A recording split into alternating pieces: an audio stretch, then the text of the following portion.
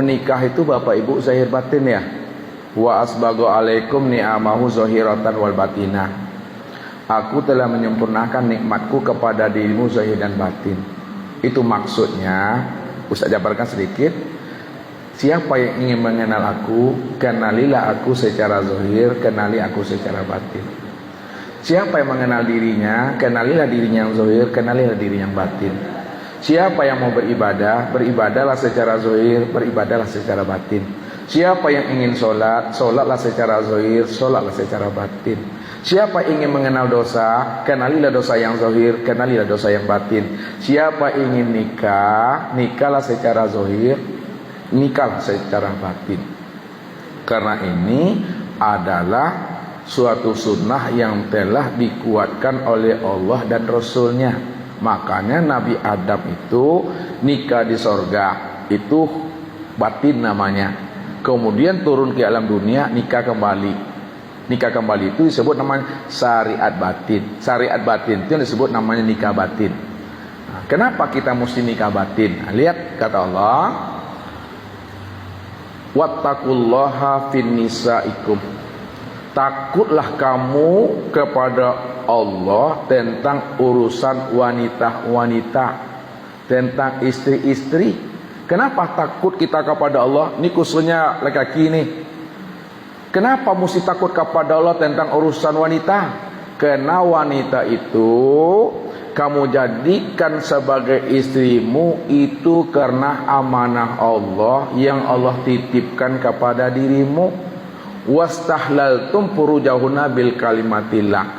Kalau Allah dah titipkan wanita itu sebagai istrimu, amanah yang diberikan Allah, maka gaulilah istrimu itu dengan kalimat Allah, atas nama Allah, atas izin Allah, atas sertifikat yang Allah berikan izin itu. Baru boleh kita menjamanya secara zahir dan batin.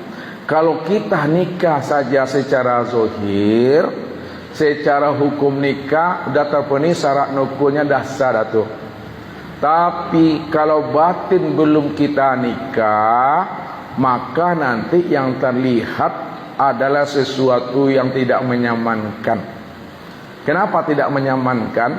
Kalau kita tidak seperahu, suami soleh, istri tak soleh, istri soleha, istri tak soleh, tak seperahu namanya, walaupun satu rumah tangga, sama seperti Fir'aun dengan Asia.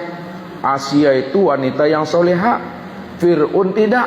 Ketika Fir'aun menjama Asia istrinya, maka yang terlihat oleh Asia itu adalah unta.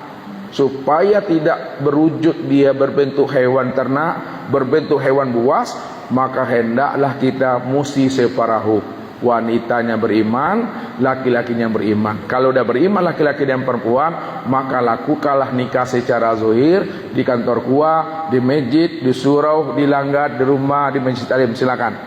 Setelah itu baru kita ulang lagi nikah kita berdua dengan pasangan kita. Habis sholat isya, setelah kita berwudu, berjabatan tangan kembali. Setelah berjabatan tangan, maka seorang suami membaca Assalamualaikum ya babur rahim.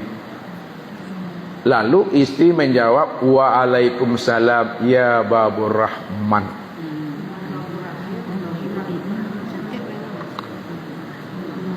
Ya. Kemudian suami mengatakan Ashhadu an la ilaha illallah. Lalu istri menyebut Muhammad Rasulullah. Baru kata suami, Allah kata istri. Selesai dah tu dah. Jadi Bapak Ibu jangan malu pula nih. Malu Ustaz awal punya cucu. Jangan ada malu Bapak Ibu, mesti nikah. Walaupun Bapak Ibu dah beranak 3, beranak 4, dah bercucu, kalau masih hidup suaminya, masih hidup istrinya, wajib lakukan itu.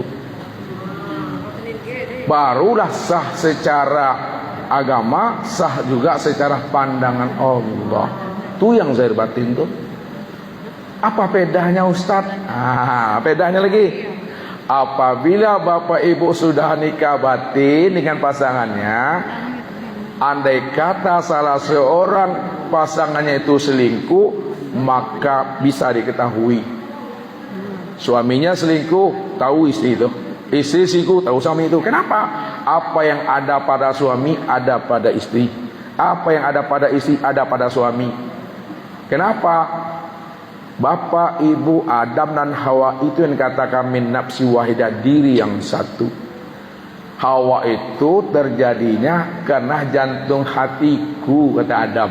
Maka disitulah Adam mengatakan bahwa Hawa itu adalah jantung hatiku. Hawa juga menyebut abangnya Adam itu adalah belahan jiwaku. Disitulah dikatakan jantung hatiku.